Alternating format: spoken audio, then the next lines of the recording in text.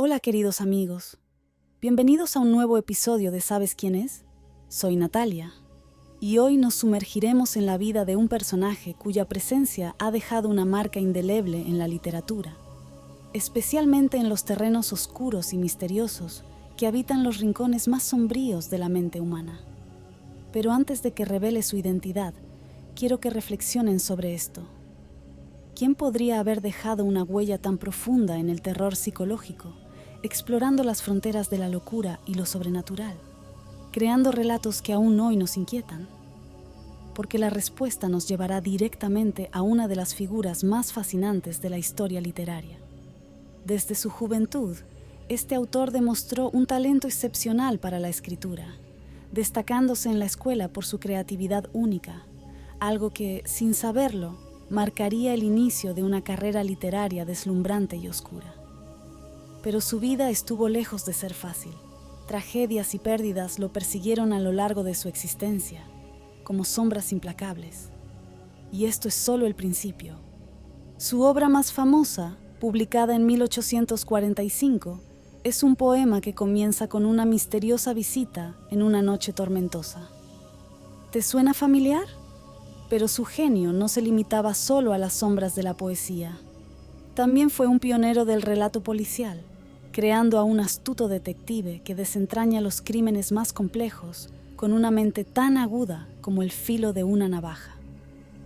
Pero mientras exploraba los rincones más oscuros de la mente humana a través de sus relatos, también lidiaba con sus propios tormentos, episodios de consumo de alcohol exacerbados por crisis emocionales y una lucha constante contra la depresión.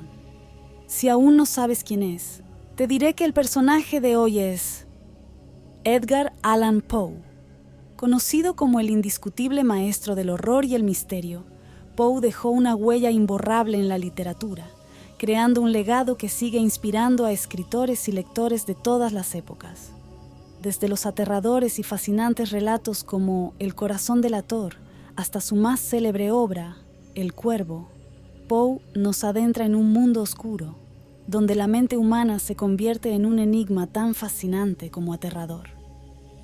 En sus páginas, lo macabro y lo sublime se entrelazan, desafiándonos a explorar las profundidades del alma humana. Considerado uno de los grandes genios de la literatura universal, Edgar Allan Poe brilló no solo como maestro del terror y el misterio, sino también como un poeta excepcional. Pero detrás de su inmenso talento, su vida estuvo marcada por un constante vaivén de tristezas profundas, penurias económicas y relaciones tan apasionadas como tormentosas. En su época, el reconocimiento le llegó a cuentagotas, y justo cuando parecía alcanzar un atisbo de éxito y estabilidad, su vida se apagó de forma prematura a los 40 años. Su misteriosa partida no solo dejó un vacío en la literatura, sino también una interrogante que sigue intrigando al mundo. ¿Qué ocurrió realmente en sus últimos días? Aunque en su tierra natal Poe nunca llegó a disfrutar del pleno reconocimiento que merecía, su genio encontró eco al otro lado del Atlántico, gracias a Charles Baudelaire. Este destacado escritor francés no solo tradujo su obra al francés, sino que también se convirtió en uno de sus más fervientes admiradores, llevando sus relatos y poemas a un público europeo fascinado por el misterio y lo sublime. Baudelaire, profundamente conmovido por la intensidad y el sufrimiento reflejados en la vida y obra de Poe, expresó: «Hay en la historia de la literatura destinos de hombres que llevan la palabra fatalidad escrita en caracteres misteriosos en los pliegues sinuosos de la frente». Tal fue el caso de Poe, el más original, el más sensible y el más infortunado de los poetas. La fascinación de Baudelaire por Edgar Allan Poe no se limitó a su obra literaria. Veía en él un alma gemela artística, alguien que, al igual que él, exploraba los abismos más oscuros del alma humana con una sensibilidad única. Con sus traducciones al francés, Baudelaire no solo presentó la obra de Poe a Europa, sino que también moldeó la forma en que el continente lo percibía. No solo como un maestro del horror, sino como un visionario capaz de desafiar las convenciones literarias de su tiempo.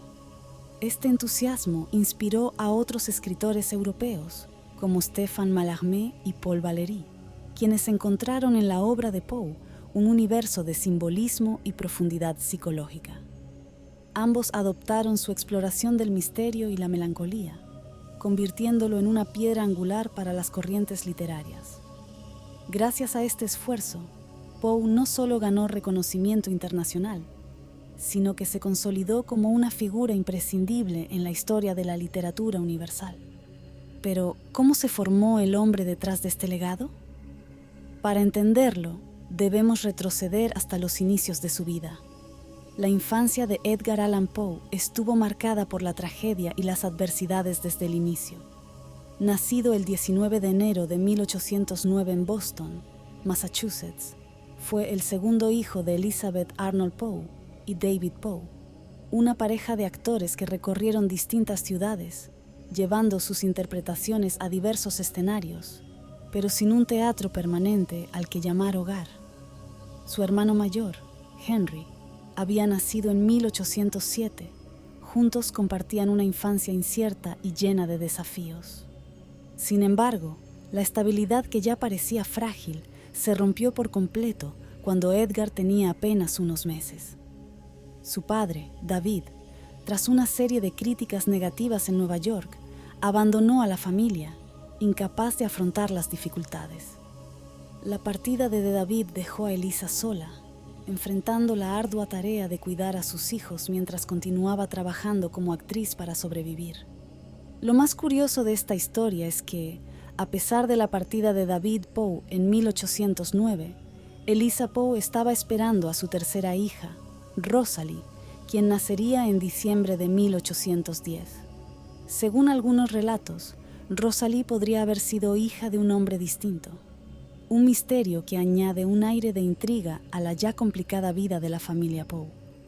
Entre los nombres sugeridos como posible padre, destaca el del célebre retratista Thomas Sully, aunque esto nunca se ha confirmado y permanece en el terreno de la especulación. A pesar de estos rumores, Elisa continuó con la compañía teatral, llevando consigo no solo el peso de estas posibles habladurías, sino también a sus hijos más pequeños. Durante una gira por el sur, en la ciudad de Norfolk, nació Rosalie, pero para poder seguir trabajando, dejó a su hijo mayor, Henry, al cuidado de sus abuelos maternos, mientras Edgar y Rosalie, por su corta edad y dependencia, la acompañaron en sus viajes. La llegada de Rosalie trajo consigo más incertidumbre que estabilidad. Elisa seguía luchando por mantener a flote su carrera teatral, y debido a la carga laboral y a su delicada salud, el cuidado de sus hijos pequeños recayó, en parte, en una niñera de origen galés. Según relatos, esta mujer les administraba ginebra y láudano, sustancias que, en su creencia, fortalecerían a los niños y aliviarían las cargas de su madre. Sin embargo, el impacto de estas prácticas fue devastador, especialmente en Rosalie. La posibilidad de que la niñera les administrara láudano y ginebra a Edgar y Rosalie parece tener sentido cuando consideramos las secuelas observadas en ambos. En el caso de Edgar, estas sustancias podrían haber influido en su desarrollo emocional, afectando su capacidad para regular las emociones y contribuyendo a la irritabilidad y los cambios de humor que lo acompañaron a lo largo de su vida. Aunque estas medidas buscaban que estuvieran sanos y fuertes, los efectos residuales del láudano y el alcohol podrían haber dejado huellas profundas en su carácter. Más adelante, ahondaremos en cómo esta práctica pudo haber afectado a Rosalie, cuya vida estuvo marcada por una serie de dificultades que podrían tener sus raíces en estos eventos tempranos. Por ahora, basta con decir que estas decisiones, aunque nacidas de la necesidad y la ignorancia de la época, marcaron los primeros años de los hermanos Poe de formas que aún generan preguntas. Las dificultades que enfrentaba Elisa tras la partida de su esposo eran solo el desenlace de un drama que había comenzado mucho antes. David Poe, conocido por su carácter volátil y su adicción al alcohol, sufría además un profundo miedo escénico que no solo obstaculizó su carrera como actor, sino que también agravó las tensiones con su joven esposa. A medida que las críticas hacia su desempeño profesional se intensificaban, David parecía hundirse más en su incapacidad para sostener a su familia, hasta que finalmente optó por abandonarlos sin previo aviso, dejando a Elisa en una posición de extrema vulnerabilidad. Mientras ella luchaba por sobrevivir y mantener a sus hijos en un mundo lleno de adversidades, una tragedia aún más desgarradora se cernía sobre ellos, marcando la vida de su hijo Edgar de una manera que dejaría cicatrices imborrables en su obra y en su alma. Esta cadena de tragedias alcanzó su punto más desgarrador el 8 de diciembre de 1811, cuando Eliza Poe falleció a causa de la tuberculosis, con tan solo 24 años. La muerte de Eliza dejó a sus hijos en una orfandad temprana y sumidos en un dolor inmenso, pero su calvario no terminó ahí. Incluso el descanso final de Eliza estuvo envuelto en dificultades. En aquella época, la profesión de actriz estaba cargada de un estigma social, a menudo injustamente asociada con la prostitución, lo que complicó la posibilidad de sepultarla en tierra consagrada, dejando un profundo impacto en la familia. La iglesia de San Juan, una de las instituciones más antiguas y prominentes de Richmond, rechazó la solicitud de enterrar a Eliza en su cementerio, reflejando los prejuicios de la época hacia su profesión. Fue entonces cuando John Allan, conocido por su influencia en la comunidad y quien más tarde se convertiría en el padrastro de Edgar, intervino para obtener el permiso necesario para su entierro. Aunque no hay evidencia de una relación cercana con Eliza, algunas fuentes sugieren que ella pudo haber sido inquilina de Allan antes de su muerte, lo que explicaría su disposición a ayudar. Sin embargo, las estrictas sensibilidades sociales obligaron a que el funeral se realizara a medianoche, un acto silencioso y discreto, lejos del escrutinio público, en un intento por proteger la memoria de Eliza y proteger a sus hijos de más estigmas. El dolor no terminó con el entierro de Eliza, sino que quedó grabado en los recuerdos que dejó a sus hijos. Según se cuenta, los pequeños estuvieron junto a su madre en sus últimos momentos, una escena desgarradora que dejó una marca indeleble en sus vidas. Algunos relatos sugieren que Henry, el hermano mayor de Edgar, expresaría más tarde su tristeza a través de la poesía, aludiendo al último adiós de su madre. Aunque no se han conservado fragmentos concretos, esta idea refleja cómo el recuerdo de Eliza, cargado de ternura y pesar, podría haber influido profundamente en el corazón creativo de los hermanos Poe. Como se intuyera lo breve de su tiempo juntos, Eliza dejó a sus hijos un mechón de su cabello, un símbolo tangible de su amor eterno. Este simple pero conmovedor gesto parecía destinado a mantener viva su presencia en medio de la pérdida y a recordarles que, pese a la separación que traía la muerte, el vínculo entre una madre y sus hijos es inquebrantable. Solo unos días después, el 11 de diciembre, David Poe, el padre de Edgar, falleció en circunstancias inciertas en Norfolk. Aunque se han mencionado diferentes teorías sobre su muerte, los detalles permanecen envueltos en misterio, sin pruebas concluyentes que arrojen claridad. Es desgarrador pensar que, en menos de una semana, los 3 hijos de la familia Poe quedaron completamente desamparados con la pérdida de ambos padres. Este doble golpe no solo marcó el fin definitivo de cualquier vínculo paternal, sino que profundizó la sombra de incertidumbre que ya pesaba sobre los niños. La muerte de ambos en tan corto tiempo añadió una capa aún más desgarradora a una historia ya definida por el abandono y la tragedia. Tras la trágica muerte de su madre, los 3 niños, de apenas 4, 2 y 1 año, fueron separados. Edgar fue acogido por los Allan. Frances Allan era una mujer adinerada de Richmond, conocida por su carácter bondadoso y por involucrarse en actos de caridad. Frances, que no podía tener hijos propios, encontró en Edgar una oportunidad para volcar su afecto. lo que hizo que se sintiera especialmente conmovida por la difícil situación del niño. Sin embargo, las motivaciones de John Allan fueron otras. Como hombre de negocios ambicioso, pudo haber visto en esta acogida la oportunidad de proyectar una imagen favorable ante la sociedad de Richmond, donde ayudar a un huérfano podría reforzar su estatus como un hombre generoso y respetable. A pesar de la insistencia de Frances, John aceptó la situación más como una obligación social que como un acto de cariño, especialmente porque su vínculo con Eliza era distante y su interés personal en Edgar era escaso.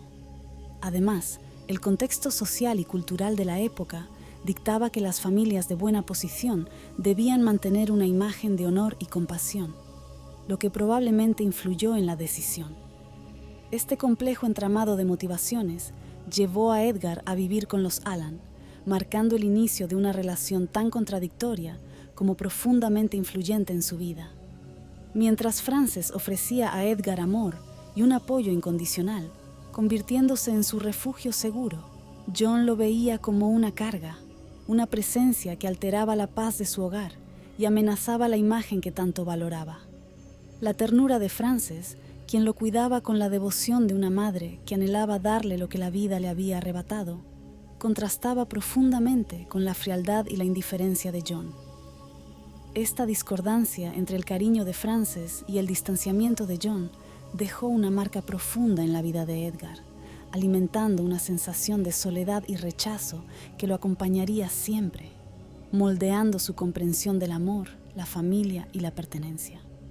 Ante la sociedad, los Allan proyectaban la imagen de una familia perfecta. John, un hombre respetable y generoso, y Frances, una mujer compasiva y amorosa. Pero detrás de esa fachada, la realidad era mucho más amarga. Las tensiones entre ellos se intensificaron con el tiempo, pues mientras Frances veía en Edgar una oportunidad para ofrecer amor y protección, John lo consideraba una carga que amenazaba su comodidad y su reputación.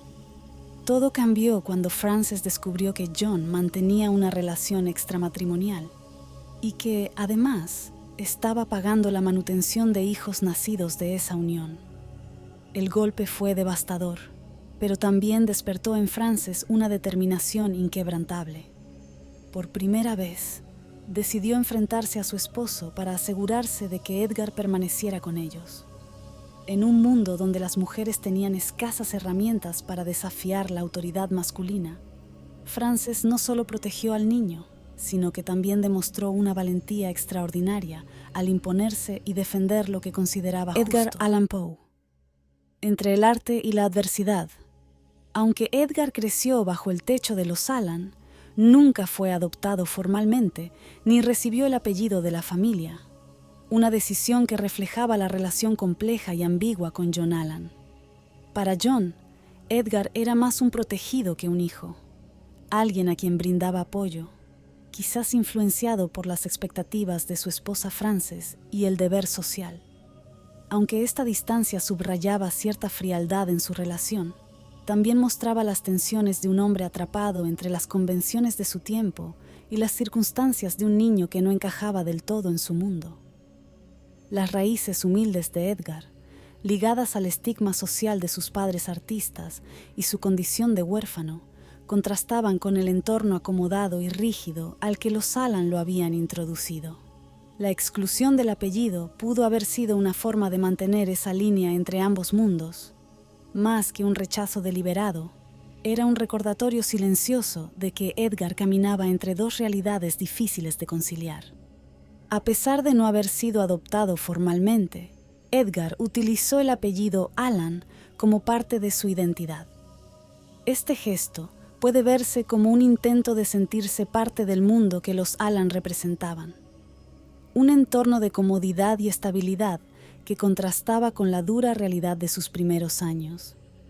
El apellido Allan le daba cierta aceptación social, algo que Edgar probablemente consideró importante para abrirse camino en un mundo que daba mucho valor al origen y la posición. Sin embargo, llevar ese apellido también era un recordatorio constante del rechazo que había sentido de parte de John Allan. Esta contradicción marcó profundamente a Edgar, y ese conflicto entre pertenecer y sentirse apartado se reflejó en los temas de pérdida, aislamiento y búsqueda de identidad que aparecen una y otra vez en sus obras. En medio de las tensiones familiares, Edgar comenzó a destacar por una mente inquieta, marcada por una profunda sensibilidad y una capacidad de observación aguda. Desde su niñez ya se intuía algo único en él. Su memoria prodigiosa le permitió recitar largos pasajes de poemas de Walter Scott, sorprendiendo a todos los que lo escuchaban. Las amigas de Frances, su madre adoptiva, se quedaban fascinadas cada vez que Edgar, con su voz clara y precisa, los recitaba durante sus encuentros, transformando esos momentos en algo casi místico. Pero había algo más en Edgar que lo diferenciaba: su fascinación por la naturaleza, como si buscara consuelo en el mundo que lo rodeaba. Le encantaba recolectar flores. Pasaba horas observándolas, como si en ellas encontrara respuestas a preguntas que nadie más podía entender. Estos comportamientos revelaban a un niño peculiar, no solo un soñador del mundo de las palabras, sino también un amante de la belleza que lo rodeaba. Sin embargo, en 1815, cuando apenas tenía 6 años, Edgar se vio obligado a dejar su hogar en Richmond y partir hacia Europa con la familia Allan. En un primer momento, se establecieron brevemente en Escocia, donde convivieron con la familia de John Allan en Irvine. Pronto, el destino los llevó a Liverpool, Inglaterra, donde la expansión de los negocios de Allan les ofreció la oportunidad de vivir en un entorno completamente distinto. Aunque la mudanza fue impulsada por motivos económicos, para Edgar representó más que un simple cambio geográfico. Este nuevo entorno cultural y social empezó a dar forma a su sensibilidad artística, sumergiéndolo en una complejidad de influencias que, desde una edad temprana, comenzó a moldear su visión del mundo. Durante ese tiempo, Edgar fue inscrito en una escuela local en Irvine, pero fue en el internado Manor House, bajo la dirección del reverendo John Bransby, donde su formación cobró una nueva dimensión. Ubicada en Stoke Newington, cerca de Londres, esta escuela se convirtió en un punto crucial en su vida. Allí, entre los muros de aquella institución, Edgar vivió durante 3 años, desde 1817 hasta 1820, rodeado de compañeros y una disciplina académica que estimuló aún más su amor por las letras. Lejos de su hogar y bajo el rigor de la educación formal, Edgar perfeccionó su habilidad para leer y escribir, lo que comenzó a alimentar su creciente imaginación y fortalecer su conexión con el mundo de la poesía. La exposición al entorno cultural europeo, con su rica tradición literaria y artística, abrió su mente a nuevas ideas que lo inspiraron profundamente. Edgar absorbía todo lo que lo rodeaba, desde los paisajes urbanos hasta las historias de los clásicos que se enseñaban en las aulas. Todo parecía alimentarlo de manera subconsciente.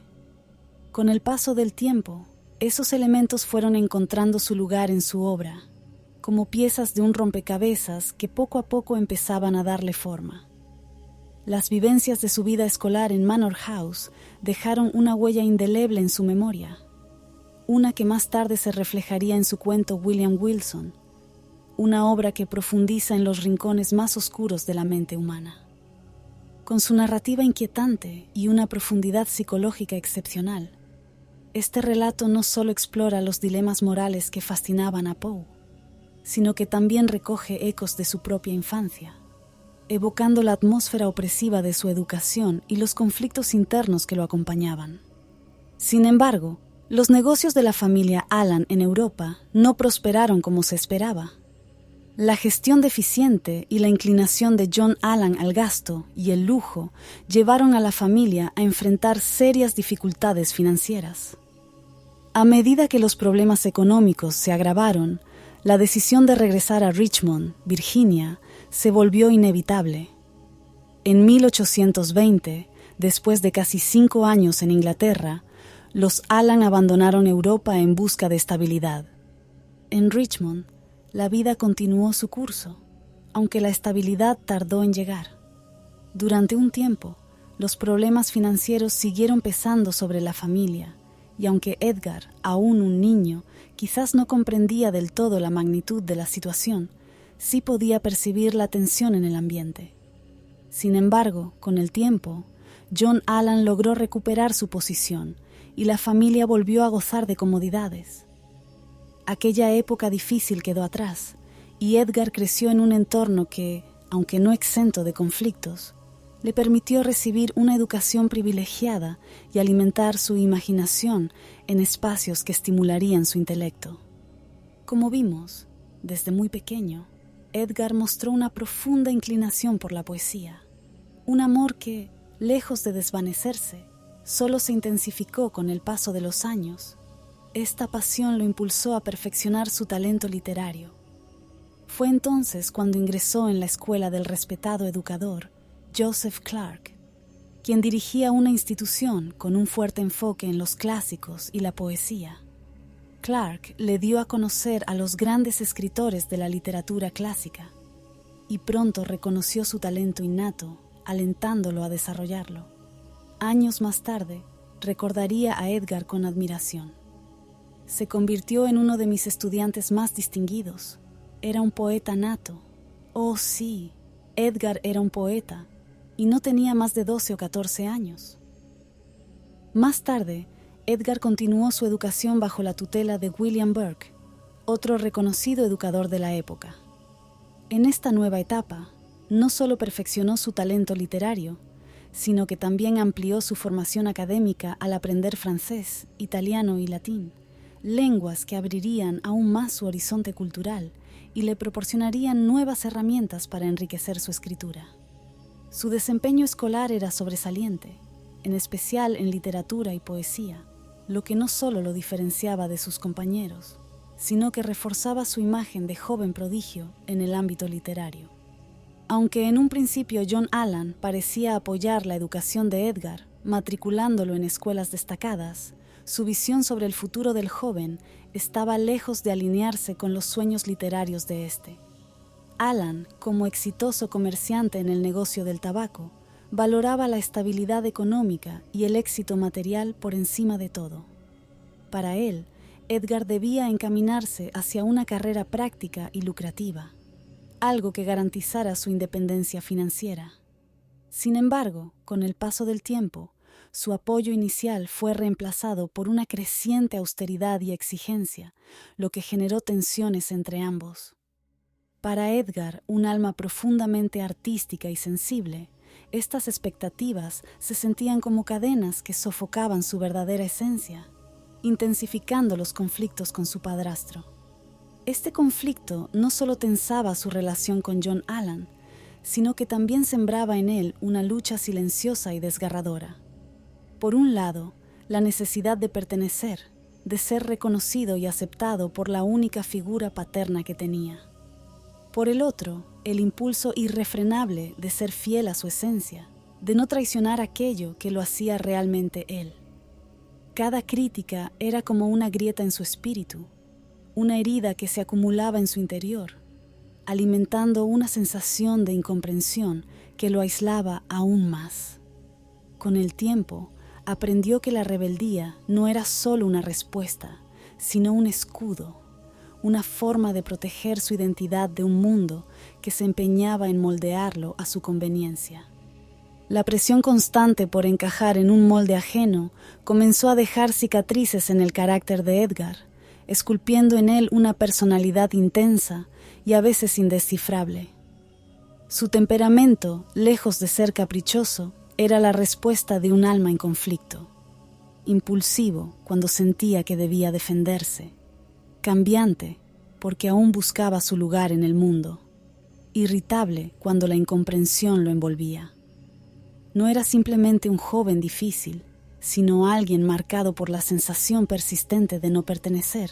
Las constantes separaciones, los largos periodos en internados y el vínculo frágil con sus padres adoptivos fueron moldeando una soledad que se arraigó en su ser desde la infancia. Allan, más empeñado en moldearlo a su voluntad que en entenderlo, solo profundizó la distancia entre ambos. Su hogar se convirtió en un lugar de exigencias y expectativas, pero nunca en un refugio donde Edgar pudiera sentirse realmente aceptado. En medio de este ambiente de aislamiento emocional, donde las tensiones familiares ya comenzaban a marcar su carácter, Edgar encontró un refugio inesperado. Se sumergió en las historias del folclore, transmitidas por las nodrizas y personas negras que trabajaban en la casa de los Salan. Estas narraciones, cargadas de mitos, leyendas y sabiduría popular, avivaron aún más su imaginación desbordante, dándole un escape a su mundo interior turbulento. En la casa de los Salan, como en muchas familias acomodadas del sur de Estados Unidos durante esa época, las labores domésticas eran realizadas por personas negras esclavizadas, una realidad cruel y profundamente injusta. Aunque vivían en condiciones de opresión y deshumanización, su cultura y tradiciones orales transmitieron una riqueza de relatos fascinantes que mezclaban lo cotidiano con lo sobrenatural. Leyendas de espíritus errantes, apariciones y fuerzas ocultas que parecían dar vida a lo imposible. Estas narraciones, cargadas de misterio y simbolismo, encendieron en Edgar una chispa creativa que lo llevaría a explorar esos temas recurrentes en su obra.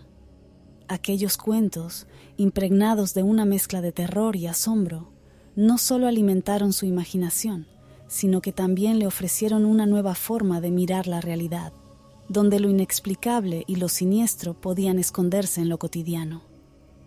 Ese velo entre lo real y lo irreal, tan presente en sus relatos futuros, comenzó a dibujarse en su mente desde entonces. A estas narrativas se sumaron los cuentos de terror que llegaban desde Inglaterra y Escocia a la oficina de su padrastro. Historias de paisajes sombríos, mansiones en ruinas y maldiciones que acechaban a generaciones enteras. No eran solo relatos para entretenerse, sino puertas a un mundo donde el destino parecía escrito en tinta oscura. Su atmósfera densa de misterio y fatalidad seguían avivando en Edgar la obsesión por los secretos ocultos en las sombras de la mente y del mundo. En este cruce de influencias góticas y románticas, su fascinación por lo oscuro y lo inevitable solo se intensificaba. Otro refugio, más personal, fue el intercambio de cartas entre los hermanos Poe. No se sabe con certeza cuándo comenzaron a escribirse, pero cada misiva era un hilo que mantenía viva su conexión familiar. Aunque no eran frecuentes ni extensas, se convertían en pequeños refugios, recordatorios de que, pese a la distancia y el tiempo, aún compartían un origen y una historia común. Para Edgar, Henry no era solo un hermano, sino un espíritu afín que comprendía su amor por la literatura y las cicatrices de una infancia marcada por la pérdida. A través de esas cartas, quizás no dijeron todo lo que sentían, pero lograron recordarse que, a pesar de todo, no estaban completamente solos. En una ocasión particularmente significativa, Henry visitó a Edgar y juntos revivieron la complicidad fraternal en un emotivo reencuentro que incluyó también a Sarah Elmira Royster, la novia de la infancia de Edgar. Para Poe, estos momentos eran más que simples reuniones familiares. Eran pequeños destellos de calidez y conexión que contrastaban con su habitual sensación de soledad. Además, estos encuentros parecían avivar en él la memoria de sus padres y ese anhelo constante por una estabilidad afectiva que, como un espejismo, siempre parecía estar fuera de su alcance. ¿Y qué había sido de la vida de su hermano Henry? Tras la separación de los hermanos, Henry encontró un hogar con sus abuelos maternos, quienes le ofrecieron una vida más estable. Desde joven, Henry se dejó llevar por un espíritu aventurero, impulsado por una necesidad de libertad que lo llevó a recorrer el mundo. Antes de cumplir los 20 años, ya había navegado vastas distancias, visitando lugares lejanos. Su vida errante, llena de libertad y de la constante búsqueda de nuevas experiencias, contrastaba profundamente con la de Edgar, quien permanecía atrapado en las rígidas expectativas de su padrastro, sumido en un entorno estructurado y limitante. Mientras Henry se sentía libre como el viento, Edgar vivía bajo una presión constante, a menudo luchando con su sentido de identidad y sus propios demonios. Este contraste no solo delineaba el destino de ambos hermanos, sino que también resaltaba las diferentes formas en que el entorno y las decisiones personales forjaron sus destinos. Sin embargo, las aventuras de Henry no le garantizaron la estabilidad emocional ni económica que tanto buscaba. A pesar de que sus abuelos maternos le ofrecieron un hogar estable, Henry sintió la necesidad de seguir su propio camino, impulsado por su espíritu aventurero y el deseo de escapar de las expectativas familiares. Vivió durante años una vida errante, trabajando en lo que podía y navegando por diversos destinos, buscando algo que parecía no encontrar en casa. Fue hasta 1827 cuando regresó a Baltimore, agotado por esta vida errante, donde encontró refugio con su abuela, su tía María Clem y sus primos, Henry y Virginia. Su tía Clem, siempre presente y comprensiva, le ofreció una mano cálida, asegurándole que aún había un lugar donde podía encontrar consuelo. Este regreso no solo marcó un nuevo capítulo en su vida, sino que también le ofreció una oportunidad para reconectar con sus raíces familiares. A pesar de las limitaciones materiales, ese hogar representaba una forma de estabilidad emocional que Henry necesitaba, un lugar donde el afecto y la cercanía florecían, brindándole el consuelo que sus años de aventuras no le habían dado. En Baltimore, lejos del mar que había sido su refugio durante años, Henry encontró en la literatura una nueva forma de canalizar su espíritu inquieto. En el hogar de su abuela y tía, donde la estabilidad emocional comenzaba a ofrecerle un respiro, Henry se volcó en la poesía, convirtiéndose en un poeta aficionado. Su voz comenzó a destacar en pequeños círculos gracias a sus emotivos recitales. Inspirado por la obra de Lord Byron, Henry comenzó a escribir versos impregnados de una melancolía que reflejaba su alma desgarrada por la pérdida y el desarraigo. Cada palabra parecía estar teñida de una profunda añoranza, como si sus pensamientos vagaran entre los recuerdos de su vida errante y las sombras de lo que jamás pudo alcanzar. En sus poemas, exploraba con delicadeza temas como el paso imparable del tiempo, la pérdida irreversible de lo querido y un anhelo de reencuentro con un amor, un lugar o una paz interior que siempre había eludido su alcance. Aunque sus poemas fueron publicados en medios locales y modestos, no alcanzaron reconocimiento ni fama, ya que la poesía era para él más una pasión personal que una búsqueda de éxito literario. Pero cada palabra llevaba consigo la profundidad de un alma que había visto y sentido más de lo que aparentaba, y que en la quietud de la poesía encontraba la única forma de ponerle voz a su tormenta interior. La sensibilidad literaria de Henry no pasó desapercibida para Edgar. En sus primeros escritos se percibe una sutil influencia de aquellos versos nostálgicos que Henry compartía, como si la poesía se hubiera convertido en un lenguaje secreto entre los hermanos. A pesar de la distancia física y de los caminos distintos que habían tomado, la literatura actuó como un puente que mantenía viva su conexión. Henry desempeñó un papel crucial en la vida de Edgar como una figura de profunda influencia emocional y creativa. La admiración de Edgar hacia él quedó reflejada incluso en pequeños detalles, como el uso del seudónimo Henri Le Renet, un homenaje que hablaba del respeto que sentía por su hermano mayor. Esta conexión también se tradujo en su obra literaria, particularmente en la narración de Arthur Gordon Pym, donde el personaje de Augustus Barnard, un marinero intrépido y leal, parece estar inspirado en Henry.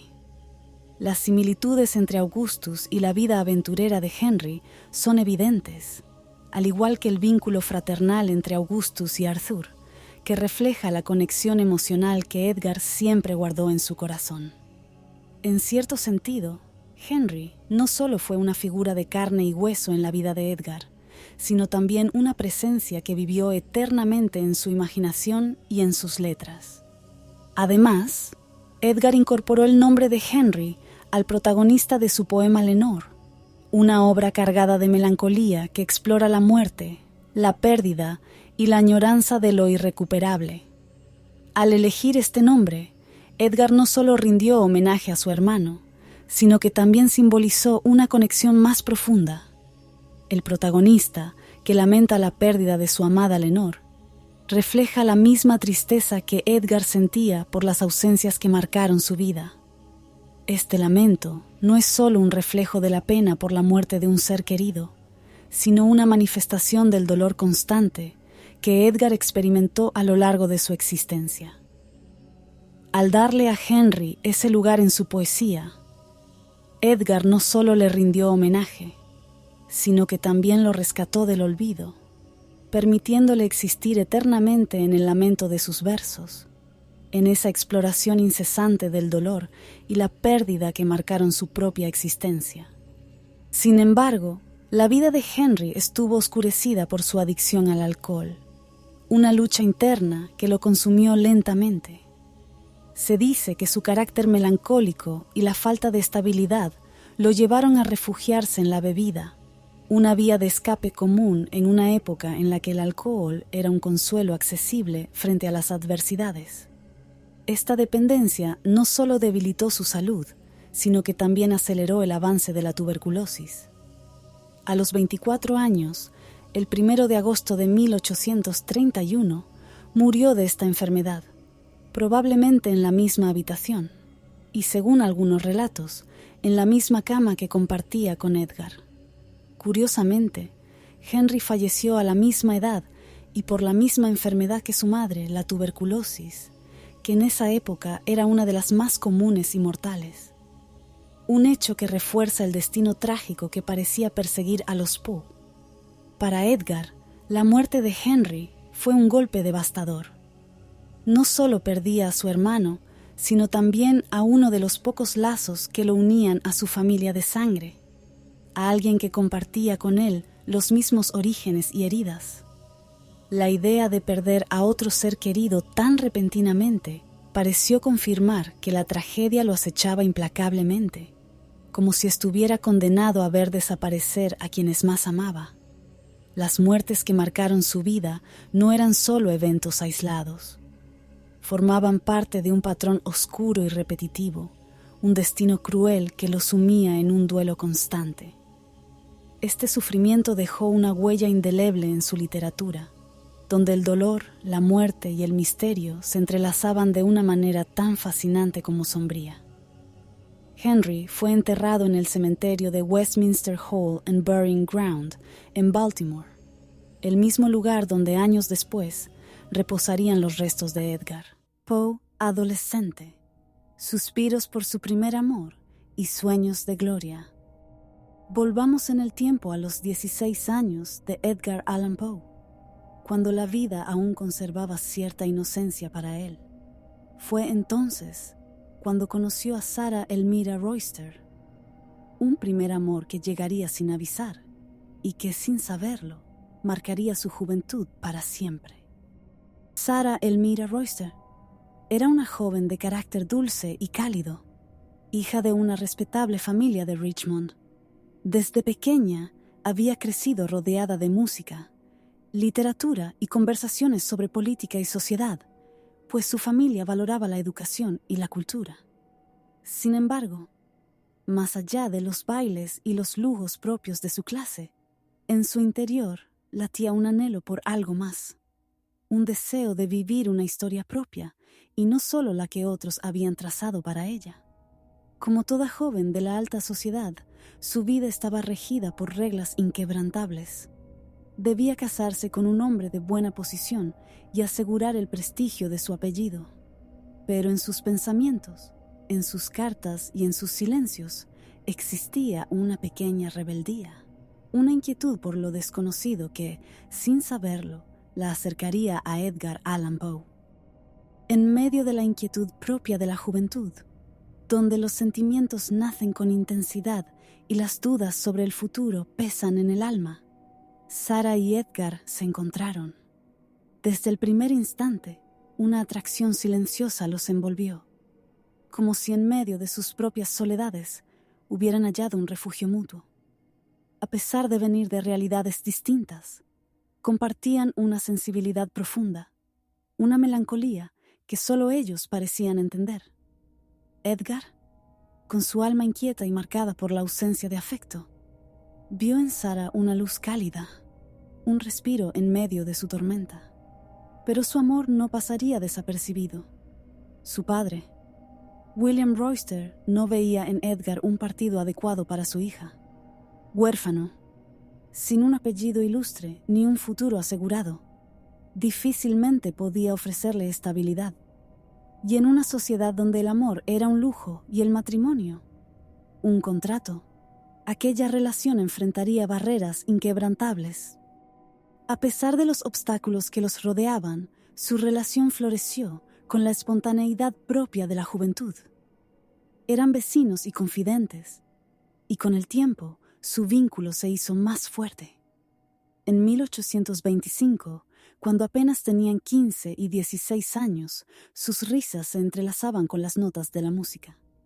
Sarah tocaba el piano, y Edgar, con una delicadeza casi sanadora, la acompañaba con la flauta. Cada melodía era un refugio, un instante de paz en un mundo que a veces parecía ajeno a ellos.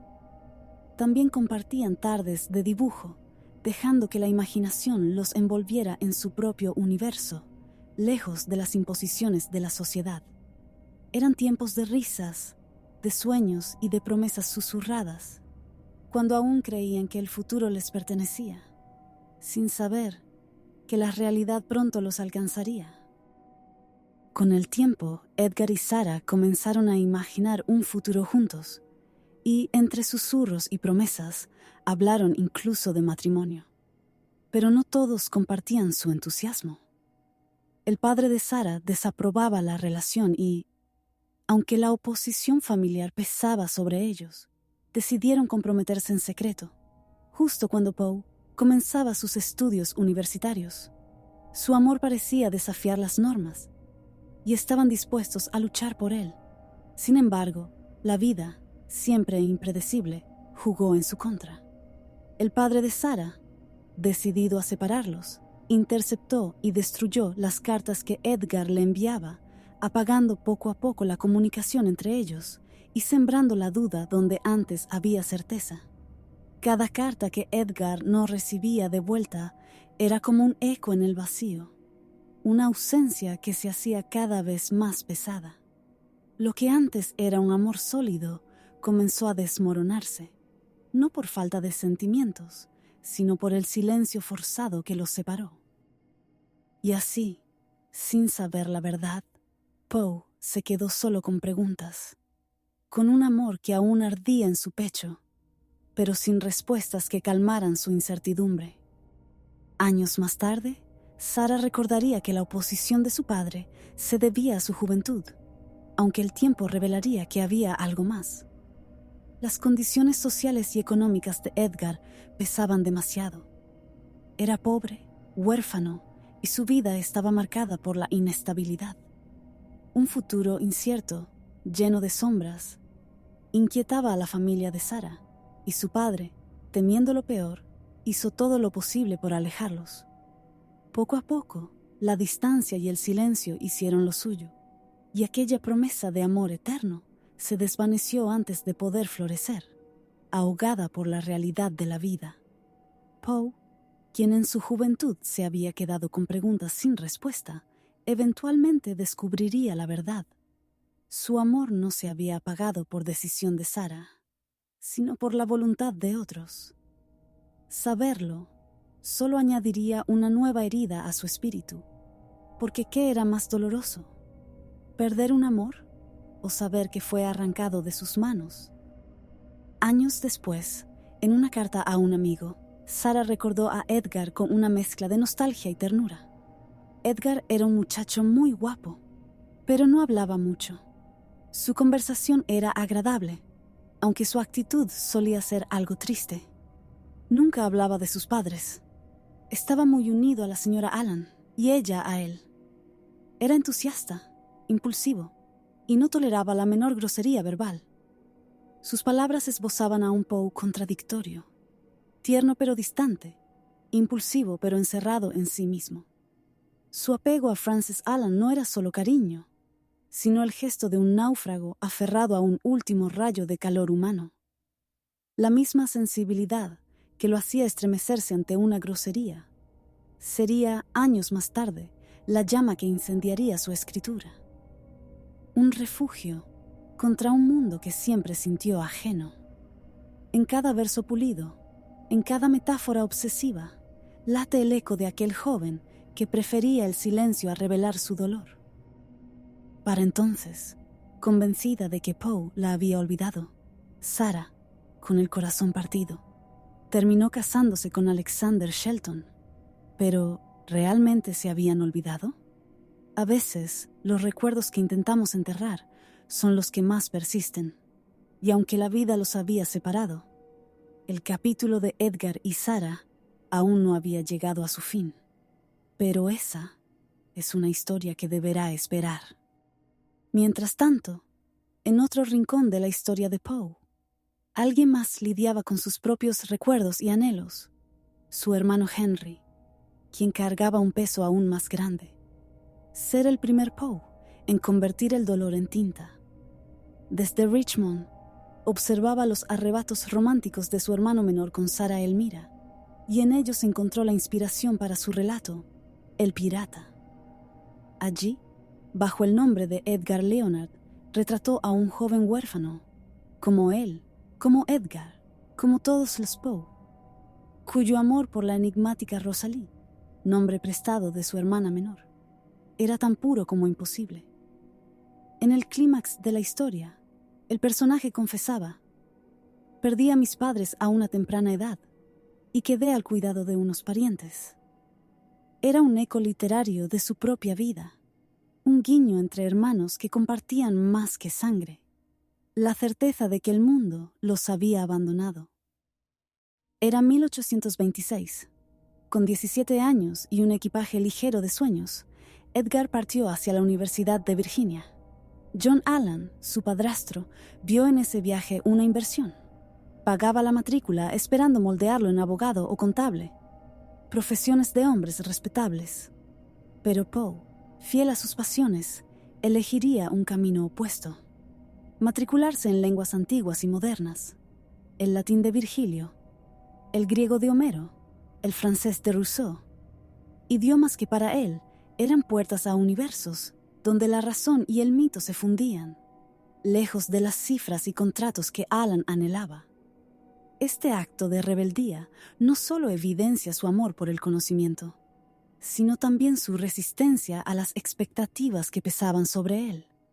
Pronto, el campus lo conoció como el espectro de la biblioteca, un joven pálido que vagaba entre aulas con un ejemplar de Horacio bajo el brazo, como si las páginas fueran un escudo contra la vulgaridad de Charlottesville. Aunque Allan financió su ingreso a la universidad, lo hizo con la frialdad de un banquero, no de un padre. Su apoyo era un préstamo con intereses invisibles. Edgar debía estudiar leyes, comercio, cualquier cosa que lo convirtiera en un hombre práctico. Pero cuando descubrió que su hijo adoptivo había elegido lenguas muertas y poesía viva, cortó el flujo de monedas sin dudar. Para Allan, aquello era una traición. Para Edgar, una sentencia de exilio. Acorralado por el hambre y el desprecio, el joven Poe se convirtió en un jugador compulsivo. Las mesas de juego, envueltas en humo de velas y murmullos, fueron su refugio. Allí, cartas y dados se mezclaban con la desesperación. Una apuesta ciega donde jugaba su orgullo contra el vacío. No era solo dinero lo que arriesgaba, sino la ilusión de probarle a Allan que podía ganar sin seguir sus reglas. Pero las pérdidas se acumularon como personajes de un cuento macabro.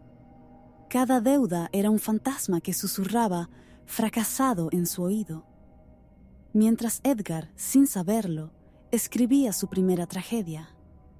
la de un joven que elige entre el hambre y la poesía, condenado a apostar su vida por un sueño que el mundo se negaba a pagar. Hubo un momento en que la desesperación lo arrastró a escribirle a Alan. El 27 de febrero de 1827, Edgar, con una urgencia que le quemaba el pecho, redactó una carta desde Charlottesville. Mi querido señor, me encuentro en una situación completamente desesperada. Le ruego que considere ayudarme, como siempre lo hizo en el pasado. Estoy perdido sin su apoyo. Eran palabras talladas con la precisión de quien sabe que juega su última carta. Pero para Alan no hubo misericordia. La respuesta fue el silencio, un vacío que resonó en Edgar como el portazo de un ataúd. Aquella carta no era solo una súplica por dinero, sino el último intento de un hijo por ser visto por su padre. Al ignorarla, Alan no le negaba el oro, le negaba el amor. Edgar, a sus 18 años, entendió entonces que jamás tendría un hogar. Las deudas eran solo números. La herida real era más profunda. Aquel día, más que perder a su benefactor, perdió la última ilusión de ser reconocido por Alan. Algunos biógrafos sugieren que Edgar, acorralado por la desesperación, pudo haber probado el alcohol como refugio efímero. Sin embargo, su falta de recursos hacía imposible los excesos. Además, su cuerpo parecía rechazar el veneno que otros consumían sin consecuencias. Pequeñas cantidades bastaban para nublar su mente, una vulnerabilidad física que chocaba con el ambiente universitario, donde las borracheras eran rituales de camaradería. Paradójicamente, esa misma sensibilidad que lo hacía vulnerable al alcohol y que lo distanciaba de sus compañeros, sería la que años más tarde afilaría su pluma, transformando cada temblor y cada sombra en versos inmortales. Para Poe, beber no era un acto social, sino un viaje solitario hacia sus propios abismos. Lejos de encontrar consuelo, descubrió que cada copa agudizaba su sensación de ser un espectro entre los vivos, alguien que ni siquiera en la embriaguez lograba pertenecer. En Charlottesville, Poe aprendió una lección peligrosa, que para alguien como él, incluso un vaso de vino podía ser un abismo. Una lección que, trágicamente, olvidaría en sus años de fama y desesperación. Tras solo 8 meses en la Universidad de Virginia, Edgar fue expulsado por deudas impagas. No fue el talento lo que falló. Sus notas en lenguas y literatura eran brillantes, sino el dinero, ese dios al que Alan adoraba y Poe despreciaba. Abandonar las aulas no fue solo un fracaso, fue una mutilación. Para alguien que anhelaba dominio sobre las palabras, verse silenciado por cifras y acreedores, fue una humillación que jamás olvidaría. John Allan, lejos de tender una mano, apretó el puño. Ya no era indiferencia, era desprecio. En sus cartas, Edgar pasó de ser hijo a descarado, de promesa a estorbo. Y así, a los 18 años, Poe aprendió una lección brutal en un mundo de transacciones. Un poeta sin monedas es un fantasma sin tumba. Pero los fantasmas, como él bien sabría, siempre regresan, aunque sea para vengarse en las páginas de la eternidad. La ira de Alan contra Edgar era tan voraz que llegó a usar a Henry, el hermano mayor de Poe, poeta fracasado y alcohólico, como arma para herirlo. En cartas cargadas de rencor, Alan se desahogaba con Henry, no por preocupación, sino para resaltar el fracaso de Edgar. No tiene más que hacer, ya que nada hace, escribió. Y añadió con saña: el muchacho no posee ni una chispa de afecto por nosotros, ni una partícula de gratitud por todo el cuidado que le brindamos. Eran palabras calculadas para herir, sí, porque Henry, aunque también era un Poe descarriado, al menos había intentado estudiar Derecho, una carrera que Alan admiraba. Edgar, en cambio, desperdiciaba su tiempo en lenguas muertas y amores imposibles. Para Alan, Henry todavía tenía una esperanza de redención. Edgar, en cambio, era una causa perdida. Y sin embargo, fue Poe quien terminó dejando una huella imborrable, convirtiendo el desprecio de Alan en literatura inmortal. Alan nunca entendió que su hijastro no era un fracaso, sino un alquimista del horror, transformando cicatrices en literatura. Cada carta de desprecio no lo doblegaba, sino que alimentaba al monstruo que, años después, escribiría El corazón delator, donde un viejo tiránico, con su ojo pálido a su lado, como el ala de un insecto muerto, recibe su merecido. Las heridas de Edgar nunca cicatrizaron. Se convirtieron en sombras danzantes que habitaban sus insomnios. La soledad, el abandono y el juicio ajeno no solo moldearon su vida, sino que se volvió el alma de su obra. Y en ningún relato esto es más claro que en El corazón delator. Para críticos como Kenneth Silverman, aquel ojo de buitre era John Allan, un hombre que solo valoraba lo útil, lo monetizable, incapaz de ver la belleza grotesca que Poe atesoraba. Era la mirada de un juez sin piedad, un nunca serás suficiente, hecho carne. Pero el relato no termina con el crimen. Cuando el narrador confiesa, no lo hace por remordimiento, sino porque el latido del corazón bajo las tablas lo delata. «Sí, estoy muerto de miedo», exclama. Pero no es el miedo a la justicia ni al pecado. Es otro miedo, más antiguo, más profundo, porque ese latido no era el del anciano asesinado, era el suyo propio. Un eco de la voz internalizada de Alan, que Poe, incluso años después de su muerte, no pudo silenciar. Así, El corazón delator no es solo un cuento de terror, es un espejo oscuro donde Poe reflejó su batalla contra los fantasmas de su vida, una lucha que no terminó con la muerte del anciano en el relato, ni con la de Alan en la vida real. Porque el verdadero horror no era el ojo vigilante, sino la certeza de que para Poe ni siquiera la muerte podía matar a un hombre como Alan. Lo degolló en el papel, lo enterró bajo las tablas del relato. Intentó ahogar su voz con cada tachón de tinta. Pero el viejo maldito seguía ahí, siempre ahí, latiendo en las paredes de su cráneo, susurrándole al oído con cada página en blanco. «Nunca serás suficiente». Y Edgar, el genio que convirtió su dolor en mito, entendió demasiado tarde que al escribir El corazón delator no había vencido a Alan, sino que lo había condenado a vivir para siempre en las pesadillas de la humanidad. Para John Allan, los versos de Edgar eran ociosidad de holgazán. Para Poe, escribir era un ritual de supervivencia, el único modo de no ahogarse en un mundo que lo rechazaba por demasiado sensible, demasiado intenso. Cada metáfora que trazaba lo alejaba de Alan, de todo, pero también lo encadenaba a sus demonios.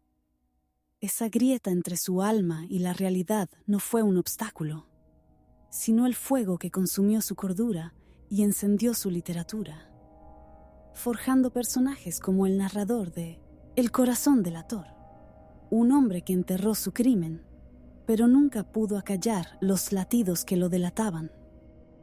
Poe no inventaba monstruos, los arrancaba de sus entrañas con uñas y dientes. Sus relatos no eran ficciones, sino heridas abiertas vendadas con papel. El horror que inmortalizó no era un juego literario, era la gangrena de su alma sangrando en tinta, envenenando cada página con el pus de sus demonios. Vivió en el filo de la lucidez, escribiendo con el pulso de un condenado que carga un grito ahogado en el pecho, mientras una pregunta le roía la médula como un gusano. ¿Cómo crear belleza cuando el mundo te escupe que no vales nada?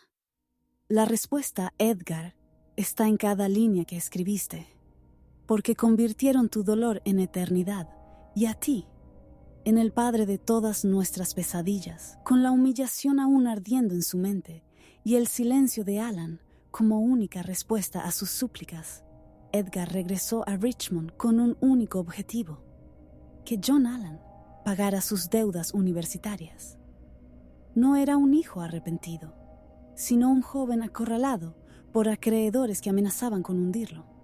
Pero Alan, lejos de ayudarlo, lo recibió con una frialdad calculada. ¿Deudas de juego? ¿Filosofías inútiles? Resuélvalas usted, le gritó. Lo que Alan omitía era que él mismo había creado esa trampa. Envió a Edgar a la Universidad de Virginia con apenas un tercio del dinero necesario para sobrevivir, condenándolo a elegir entre pedir préstamos o jugar para comer. Frances Allan, enferma y desesperada, intentó mediar, pero ni su amor maternal logró ablandar el corazón de su esposo. Las discusiones fueron tan explosivas que, en marzo de 1827, Poe abandonó la casa de los Allan para siempre. Dejaba atrás una deuda de $2,000, equivalente a 60,000 hoy. Una cifra que jamás habría alcanzado si su padrastro no lo hubiera estrangulado económicamente desde el inicio. Para Alan, la universidad no era un derecho, sino un molde donde debía fabricarse un hijo a su imagen. Práctico, frío, sumiso. Pero Edgar desafió al hombre que controlaba la bolsa y pagó el precio. Sin dinero, sin hogar y con la rabia aún ardiendo en su pecho, Edgar huyó a Boston. No era un refugio lo que buscaba, sino una trinchera, un lugar donde luchar por su supervivencia y su arte. La ciudad, indiferente a los poetas, lo recibió con calles heladas y miradas desconfiadas. Vagó como un espectro entre tabernas y pensiones baratas, donde el olor a moho se mezclaba con el sabor de la derrota. Pero en ese infierno de grietas y ratones nació Tamerlán y otros poemas. Un manuscrito escrito con tinta barata. Entre sus líneas, Poe no solo conquistaba reinos imaginarios, escapaba de su realidad. Mientras el hambre le retorcía el estómago, él escribía sobre amores trágicos y ambiciones colosales. Era un acto de rebeldía, convertir el dolor en belleza y la humillación en versos. Pero no se sobrevive solo de versos. La poesía alimentaba su alma, sí, pero su estómago seguía vacío. Y cuando la necesidad se convirtió en desesperación, Edgar hizo algo impensado. El 27 de mayo de 1827, esa desesperación lo empujó a una mentira. Bajo el nombre Edgar A. Perry y afirmando tener 22 años, cuando solo tenía 18, se alistó en el primer regimiento de artillería en Boston. Su refugio militar sería Fort Independence, una fortaleza gris en Castle Island, una isla solitaria en el puerto de Boston, donde el viento del Atlántico azotaba los cañones y los gritos de los instructores ahogaban el rumor de las olas. No era una huida, sino un pacto con el diablo. Intercambió su identidad por un uniforme, su pluma por un fusil y su libertad por 3 platos diarios. Pero ni siquiera el ejército pudo domesticar al escritor que llevaba dentro. Mientras marchaba bajo el sol de Massachusetts, su mente seguía tejiendo versos en las noches, garabateando palabras entre las órdenes militares. Así, el poeta que soñaba con conquistar el Olimpo literario se convirtió en un soldado raso anónimo. ¿Pero por qué Edgar cambió su nombre al ingresar al ejército? La respuesta no es una, sino muchas capas de desesperación y necesidad. Edgar A. Perry no era un disfraz, sino un acto de supervivencia. Al adoptar el apellido Perry, Poe buscaba escapar de sus acreedores. Las deudas lo perseguían, y un nombre falso era su única protección. Borrar el Alan que ahora lo repudiaba. Edgar ya no quería ser asociado con ese apellido, ya que nunca fue suyo. Y ahora que John lo había rechazado, él también lo rechazaba. Evitar la humillación social. Mientras los jóvenes de su clase en Virginia se enlistaban como oficiales con salarios dignos y uniformes impecables, él entraba como soldado raso, una opción reservada para los pobres, los desesperados o los fugitivos. Para alguien que soñaba con la gloria literaria, inscribirse en las filas más bajas no era un acto de honor, sino una confesión de derrota. La A en Edgar A. Perry no era un guiño al pasado, sino una letra incómoda, un vestigio de la identidad que intentaba enterrar. En Fort Independence, mientras el viento del Atlántico borraba su antigua vida, Poe guardaba poemas firmados como Edgar A. Poe. ¿Un plan maestro? Imposible saberlo. Lo cierto es que en ese nombre se escondía una paradoja. Perry era el soldado anónimo, Poe, el escritor que emergía de las sombras, y la A, un fantasma suspendida entre el rechazo y lo que aún estaba por venir. ¿Era todo parte de un plan? Solo Poe lo sabía. Lo cierto es que la vida militar, con sus órdenes brutales y días monótonos, era una jaula de hierro para un alma como la suya. Rebelde, obsesiva, incapaz de marchar al ritmo de nadie más que su propia mente. Pero el ejército, irónicamente, le ofrecía lo único que necesitaba: pan para el estómago, sombras para esconder su pasado y el anonimato para escribir. En Fort Independence, mientras los tambores marcaban el ritmo de su encierro, Poe convertía las noches en rituales de resistencia. Entre guardias solitarias y maniobras interminables, pulía versos a la luz de una vela, gastando hasta el último centavo de su paga de soldado para imprimir Tamerlán y otros poemas. Las 50 copias publicadas en 1827, firmadas por un misterioso bostoniano, cayeron en el vacío. Nadie las leyó, nadie las quiso. Pero entre esas líneas, escritas antes de alistarse, ya latía el ADN de su genio, la obsesión por lo perdido. ¿Dónde está el brillo que iluminó mi infancia? La belleza como un lamento. Ella era la luz y yo la sombra que la devoraba. Y el abismo como único destino. El vacío es mi reino, la caída mi corona. Boston no lo supo entonces, pero aquel soldado anónimo ya esbozaba, entre versos de melancolía y pérdida, los ecos de un imaginario que luego daría forma al terror moderno. El fracaso de Tamerlán lo sumergió en un abismo donde la rabia, la vergüenza y la desesperación se entrelazaban como serpientes en su pecho. Pero esa derrota, lejos de destruirlo, fue el óxido que afiló su pluma. En el prólogo, Poe se autodenigra con una ironía digna de sus futuros personajes siniestros. Estos poemas fueron escritos entre los 14 y los 15 años. Son obra de un niño, y nada más que un niño. Mentira. Tenía 18, pero prefería esconderse tras la máscara de la inocencia infantil. Un escudo contra la crítica y contra sí mismo. ¿Por qué mentir? Porque en la infancia hay impunidad. Un refugio donde el fracaso se perdona como travesura. Era una maniobra de ingenio literario. Si el mundo lo despreciaba, al menos sería por versos de un adolescente, no de un hombre roto. Pero entre líneas, aquel prólogo era un síntoma de su genio torturado. No me juzguen como a un adulto, porque ni siquiera yo sé quién soy. Poe, el soldado anónimo, el poeta fracasado, ya jugaba con máscaras. Fingía ser un niño para ocultar al huérfano que jamás dejó de sangrar. Fingía modestia para enterrar la certeza de que, en aquellos versos, el abismo ya susurraba su nombre. Además, firmar Tamerlán como un bostoniano no fue algo casual. Fue un acto de guerra literaria. Boston era la ciudad donde nació, sí, pero también un símbolo de todo lo que John Allan despreciaba. El norte intelectual, la libertad creativa, el rechazo a los valores sureños de Richmond, donde Poe había sido criado como un extraño. Al reclamar esa identidad, Edgar no solo se despojaba del apellido Allan, sino que enterraba al hijo adoptivo de Virginia para nacer como un poeta sin raíces ni cadenas. Bostoniano era un seudónimo cargado de ironía y rencor. No era un homenaje, sino una provocación.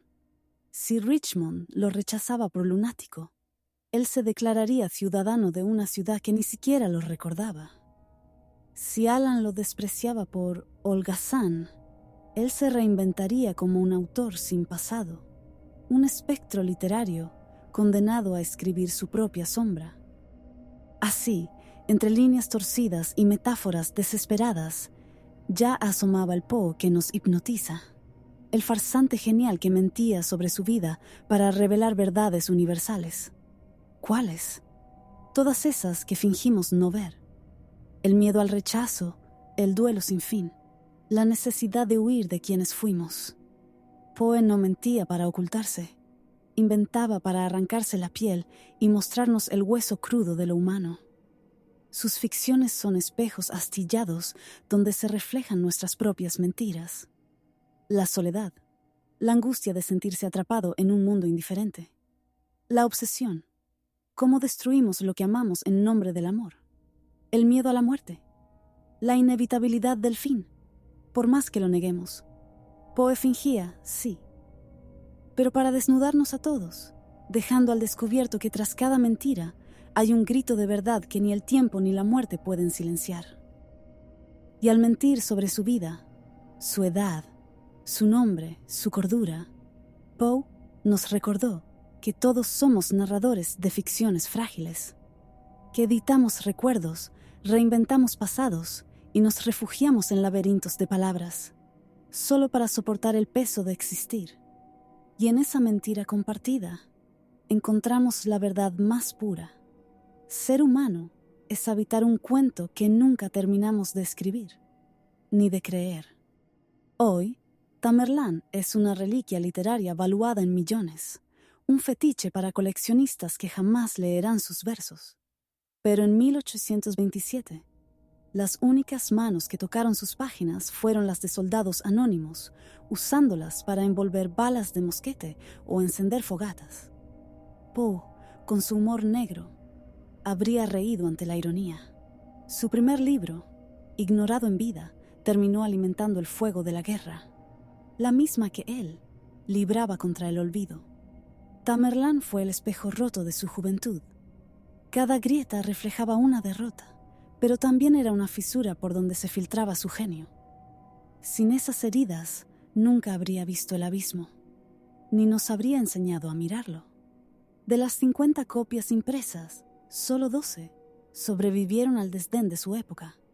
En 2009, una de ellas se vendió por $662.500, cifra que habría escandalizado a Poe y deleitado al mismo tiempo. Porque ironías de la vida, el hombre que murió en la miseria, sin un centavo por su obra, hoy es dueño de un legado que ni el oro puede medir. Después de meses en Fort Independence, en 1828, Poe fue transferido a Fort Moultrie, Carolina del Sur, donde el sol cálido y las playas de Sullivan's Island parecían prometerle paz. Allí, entre palmeras y brisas saladas, seguiría escribiendo versos, mientras el mar le susurraba historias que décadas después inspirarían el escarabajo de oro. Pero ni el paraíso podía silenciar su tormenta. Los oficiales, con sus órdenes rígidas, le recordaban a John Allan, y cada toque de corneta era un recordatorio de que su vida marchaba al ritmo equivocado. En 1829, ascendió a sargento mayor artillero en Fort Monroe, Virginia, el rango más alto para un suboficial, un logro insólito para un huérfano sin apellido ni fortuna, pero que solo profundizó su desprecio por aquel sistema. Poe veía en su uniforme impecable una ironía macabra. El mismo sistema que lo condecoraba era el que asfixiaba su verdadero yo. El poeta que dormía, con un cuaderno bajo la almohada, y soñaba con incendiar el mundo con sus palabras. El ejército le dio disciplina, pero le robó el alma. Sabía que cada día en uniforme era un paso más hacia su propia destrucción. Mientras sus compañeros memorizaban manuales de combate, Poe garabateaba versos en los márgenes de informes militares, usando la misma tinta que limpiaba de los fusiles. Cada línea era un acto de sabotaje poético, transformar órdenes de artillería en odas a la luna, en metáforas de amor perdido. «Soy un extraño entre estos hombres», escribió. Y lo era. Entre gritos de fuego y cañones que rugían, él susurraba a Byron y Coleridge en las noches, como si los versos románticos fueran municiones secretas contra la obediencia ciega. La rutina del ejército era asfixiante para su mente. Los tambores al amanecer, los uniformes impecables le parecían sudarios de vivos, y los oficiales, a quienes llamaba cabezas huecas con poder, eran villanos de una comedia absurda. Cada arresto por insubordinación, y hubo varios, no hacía más que confirmar su certeza. Aquel mundo de disciplina era el verdadero delirio, y su locura, la única cordura. Además, el sueldo de $10 mensuales que recibía como sargento mayor apenas le alcanzaba para pan y tinta. Las deudas, como jaurías de sombras, lo perseguían hasta en sus sueños literarios, aquellos que garabateaba en los márgenes de informes militares. Pero Poe no quería solo dinero. Anhelaba un nombre que resonara en salones ilustres, tiempo para escribir sin ahogarse en uniformes grises, y una puerta de escape de la miseria. Fue entonces cuando ideó su jugada maestra: ingresar a West Point, la academia militar de élite. Allí, los cadetes recibían $28 al mes, educación gratuita y conexiones con poderosos. Para un poeta hambriento de reconocimiento, era la oportunidad perfecta. Fingir lealtad al ejército para robarle tiempo, recursos y prestigio. En una carta a John Allan, dejó clara su ambición. West Point me dará el rango de caballero, horas para escribir y un nombre que hasta usted admirará. Pero para ingresar a West Point necesitaba 3 cosas.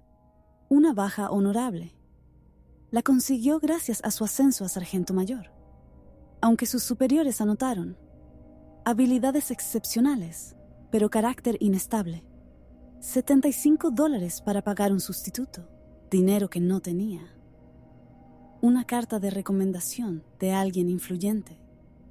Y Allan era su único alguien. Lo que Allan no sabía era que Poe ya tramaba su venganza. En 1829, Poe movió su pieza más letal en el tablero: chantajear a John Allan.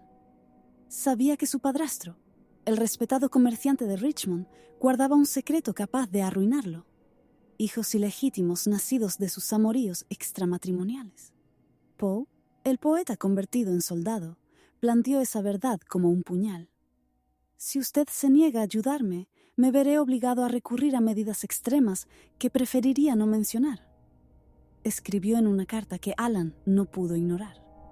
El mensaje era claro: ayúdeme a escapar del ejército o arrastro su nombre al fango. Allan, atrapado entre el orgullo y el miedo, cedió. Pagó los $75 para liberar a Poe de su contrato militar y escribió al secretario de guerra una carta donde lo llamaba joven de talento prometedor. Mentiras doradas para un hijo adoptivo que detestaba. Mientras firmaba la carta a West Point, Allan murmuró: que el infierno se lo trague. Y el infierno, como siempre, escuchó. Así, las puertas de West Point se abrieron. Pero Poe, el estratega obsesivo, no calculó una cosa.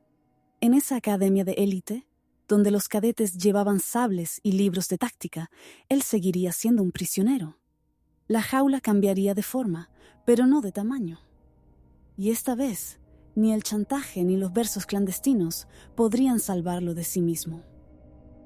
Pero antes de que Poe pudiera saborear su frágil triunfo sobre Allan, la vida le arrebató su último lazo humano. En febrero de 1829, mientras cumplía servicio en Fort Monroe, llegó la noticia: Francis Allan había muerto tras una agonía de meses. No hubo despedidas, ni cartas de perdón, solo una tumba esperando en silencio. Con un permiso especial, Poe viajó a Richmond para despedirse. El viaje fue un vía crucis. Cada milla recorrida le susurraba lo mismo. Francis murió creyéndolo un ingrato, un hijo perdido en su guerra contra John. Al llegar, no encontró lágrimas, sino el desprecio glacial de Allan, que ni siquiera lo miró frente al ataúd. Frances, la mujer que lo acogió a los 2 años y le enseñó a leer con Robinson Crusoe, yacía bajo tierra, y con ella, la última chispa de hogar. En el cementerio de Shockoe Hill, bajo un cielo plomizo que lloraba con él, Poe se arrodilló ante la lápida de Frances Allan. En su bolsillo guardaba un relicario con un mechón de su cabello, regalo de ella años atrás, cuando aún podía llamarla madre, ahora tan frío como la losa que separaba sus mundos. Ella fue mi madre, la única que amó al huérfano que todos despreciaron, escribiría después. Pero en ese momento, las palabras se ahogaban en su garganta. Richmond, que alguna vez fue un refugio de miradas tiernas y jardines de magnolias, ahora lo observaba con los ojos fríos de un extraño. Mientras los vecinos cuchicheaban a lo lejos, ahí va el hijo adoptivo que Allan repudió. Poe juró no regresar jamás, pero en su equipaje, entre uniformes ajados y deudas impagas, llevaba algo más peligroso que rencor: la certeza de que solo la escritura podía resucitar lo que la muerte había robado. Tras despedirse de Frances, regresó brevemente a su puesto en Fort Monroe, mientras resolvía su salida oficial del ejército. Luego, con su baja en mano, se trasladó a Baltimore en 1829. Allí, en una casa estrecha de tablas crujientes, lo esperaban su tía María Clem, una viuda de manos callosas y corazón generoso, su prima Virginia, una niña de 7 años, y su hermano Henry, ahora convertido en un espectro de lo que Edgar recordaba. El hermano mayor que una vez le enseñó a rimar versos era ahora un cadáver ambulante. El alcohol le había robado el brillo de los ojos y la tuberculosis sus pulmones. En las noches, entre ataques de tos que sonaban a martillazos en un ataúd, escupía poemas y blasfemias contra un mundo que lo había olvidado. ¿Crees que la poesía salva?, le escupió a Edgar una noche, mientras éste le mostraba los versos de Tamerlán. Solo sirve para escribir epitafios de los vivos. Para Edgar, Henry era un espejo roto. En él veía reflejado su propio futuro, un genio sepultado en vida, un nombre borrado por el tiempo, un hombre que moriría sin que nadie pronunciara sus versos. A pesar de ello, Henry era su único vínculo con un pasado familiar difuso, un lazo que la muerte rompió en 1831. La partida de su hermano lo afectó profundamente. Edgar escribió: «Henry era el último vínculo con mi pasado. Ahora soy un huérfano completo». En Baltimore, entre la muerte de Henry y el amor de María, Poe aprendió una verdad cruel. La familia no es sangre, sino el puñado de almas rotas que se aferran a tu luz, incluso cuando esa luz quema. Con su futuro suspendido sobre el abismo, Poe se refugió en lo único que le quedaba: escribir. Imagínalo, un joven de 20 años, sin monedas ni linaje, garabateando versos sobre un limbo cósmico entre estrellas agonizantes y ángeles caídos, mientras el mundo literario de 1829 susurraba sobre pastoras ruborizadas y atardeceres cursis. Al-A'raf, su poema místico inspirado en una estrella fugaz del Corán, no era un canto a la belleza, sino un viaje alucinado a un purgatorio estelar, donde el tiempo se deshacía como polvo de nebulosas. Cuando publicó Al-A'raf, Tamerlán y poemas menores en diciembre de 1829, el resultado fue un terremoto de silencio. De las 50 copias impresas, apenas 12 se vendieron. El resto, enviadas a críticos literarios, editores y figuras influyentes de la época, fueron devueltas con comentarios como: «Interesante, señor Poe, pero ¿no podría escribir algo más accesible?», o simplemente ignoradas. En el prólogo, Poe lanzó un manifiesto incendiario contra la poesía complaciente. La verdadera poesía debe aspirar a lo sublime, no a lo comercial. Los críticos, por su parte, lo llamaron delirio indescifrable y éxtasis fallido de un lunático con pluma. Hoy, Al-Araf es visto como una obra visionaria que prefiguró el simbolismo decadente de Baudelaire y el surrealismo de Dalí. Pero en 1829 fue otra puñalada al orgullo de un poeta que, en una carta a un editor, escribió: «Prefiero morir de hambre con mis versos que venderme al aplauso fácil». ¿Qué harías tú si el mundo escupiera tu obra maestra? Poe lo tuvo claro. Seguiría escribiendo, aunque cada verso lo condenara al olvido. Porque para él, la literatura no era un pasatiempo, sino una guerra contra la mediocridad. Así, entre el desprecio de su época y la hambruna que crujía en su estómago, Poe trazó un camino que lo llevaría directo a West Point. Pero esa es otra historia. ¿Qué pasará con Edgar? ¿Podrá Poe sobrevivir a la jaula dorada de West Point? ¿O el ejército, con sus reglas de hierro, terminará de aplastar al poeta que escribe versos en códigos militares? La respuesta es tan enigmática como un manuscrito sellado en una botella. Si quieren adentrarse en las sombras de esta próxima tragedia, suscríbanse y activen la campanita. Cada like es un verso más en este poema colectivo, cada comentario, una pista para descifrar al hombre detrás del mito. Y hablando de mitos, ¿creen que el dolor forja mejores escritores? ¿Prefieren un Poe feliz, si es que existió? ¿O al genio del horror, que nos legó pesadillas sublimes? Debatan en los comentarios. Gracias por viajar en el tiempo conmigo. Nos vemos en el próximo vídeo, donde Poe, el cadete, jugará su partida más peligrosa.